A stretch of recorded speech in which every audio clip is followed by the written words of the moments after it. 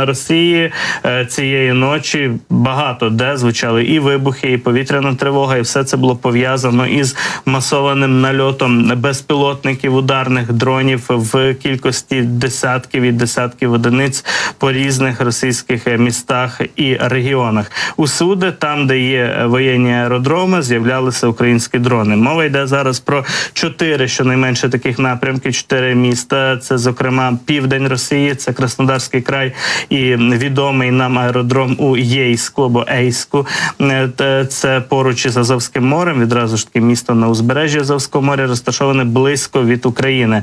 Там лунали вибухи. Крім того, Енгельс, так само ще одне місто, це найвіддаленіша ціль була цієї ночі, понад 600 кілометрів біля Саратова подолали наші дрони. Ну, так виглядає, що наші, поки що офіційних немає коментарів, але знаємо, що наші дрони можуть долати таку відстань. Так, подолали і атакували якраз у Енгельсі воєнний аеродром.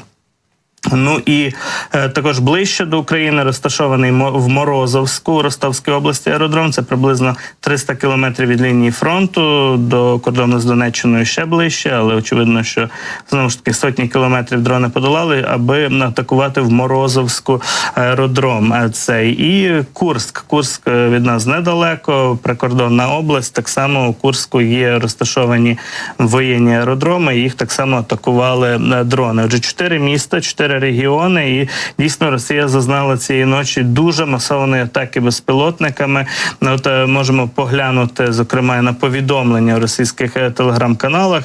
Пишуть, зокрема, у Ростовській області місцевий губернатор Голубєв про атаку на Ростовщину і пише про те, що більше 40 цілей у Морозовському районі біля цього аеродрому нібито було знищено. Їх було, можливо, і знищено в великій кількості, але і велика кількість долетіла до цього аеродрому, про що свідчить і повідомлення у чатах телеграм-каналів місцевих мешканців, і відео із Ростовської області, з Морозовського району. Бачимо, що справді працюють системи ППО. На цих кадрах ми бачимо, як вилітають, власне кажучи, якісь крупнокаліберних зеніток боєприпаси, так, і намагаються збити з цих зеніток дрони, але ці дрони все одно влучають по аеродрому. Ми бачимо зараз вибух доволі потужний такий, і от цей аеродром у Морозовську був атакований дронами із України, і, очевидно.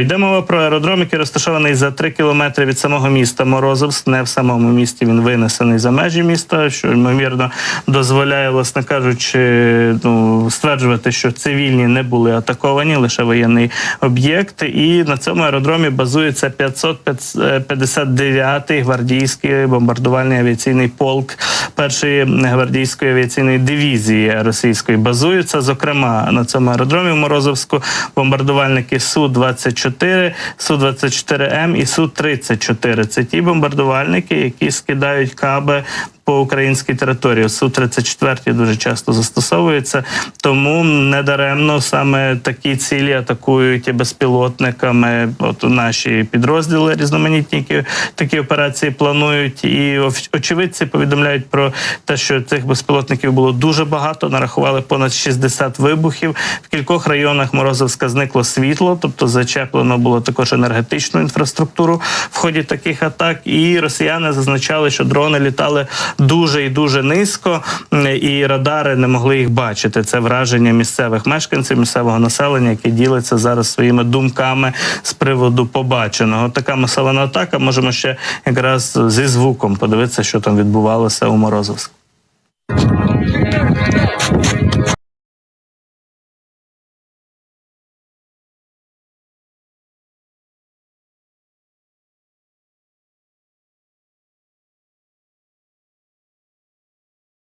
Було гучно і яскраво, як бачимо. Так, цієї ночі дійсно на Росії було дуже гучно і дуже яскраво, і поки невідомо точно, які там безпілотники куди влучили, хоч Міністерство Мінвбивства російське повідомляє про те, що все було збито, але насправді ми бачимо з вами відео і фото, де виглядає, що не все збито і досить воно яскраво палає. Ну, то крім Курська і Ростовської області, також було дуже гучно в Єйську і Негельську. Зокрема, наприклад, що відбувалося у Єйську. Місцеві мешканці розповіли, що вибухи почали лунати орієнтовно в 3-й ночі проти 5 квітня. І крім цих хлопків, місцеві також чули звуки автоматних черг у районі місцевого аеродрому, якраз і військового містечка. Згодом вже очільник району Роман Бублик, бачимо зараз реакції, заявив, що нібито російські військові атаку відбили, але у росіян, як завжди, немає, звісно, що жодних руйнувань. Проте от місцеві мешканці дещо все ж таки інше писали в телеграм-каналах, наприклад, що безпілотники летіли дуже низько, дійсно їх не фіксували на радарах, і також були чути прильоти і така доволі серйозна паніка. За попередніми даними, як писали різні телеграм-канали, другий військовий аеродром в Єйську був під атакою дронів також, і там зосереджено кілька бортів Су-25 та Су-30СМ. І от, до речі, відстань, якщо прорахувати від Харкова до Єйська, становить орієнтовно 700-800 кілометрів, тобто доволі таки далеко.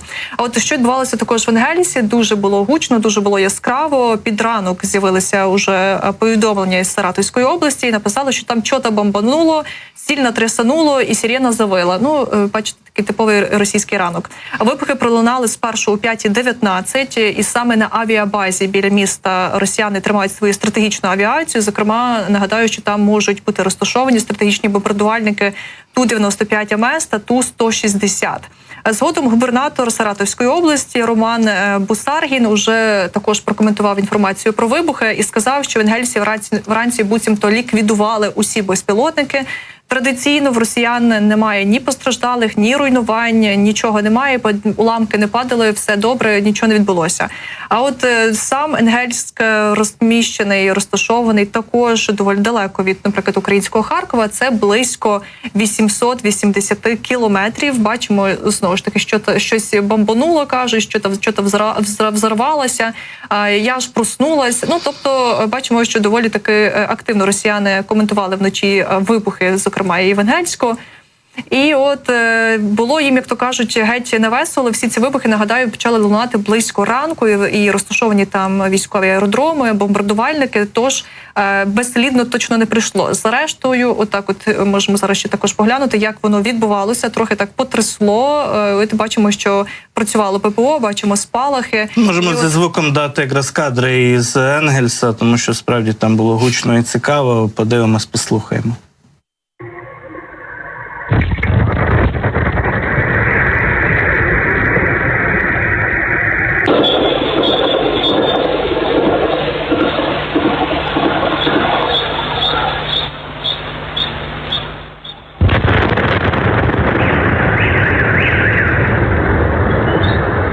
Ну, чітко чути, що, знову ж таки, працюють системи ППО, справді намагаються збити вони ці дрони, але потім лунає такий вибух, який нагадує приліт. Власне, дуже потужний, аж там земля трясеться і спрацьовує сигналізація, потужна вибухова хвиля. Тож, ну, очевидно, що прильоти теж були по цьому об'єкту, ну, але будемо вже чекати, як то кажуть, даних об'єктивного контролю, супутникових знімків і так далі. Станом зараз немає жодних даних, скажімо так, від українських служб про те, що там відбувалося на Росії, напевно, рахують, але от є що говорить Мінбивство російське про те, скільки вони неймовірно всього збили і як там в них все вночі відбувалося.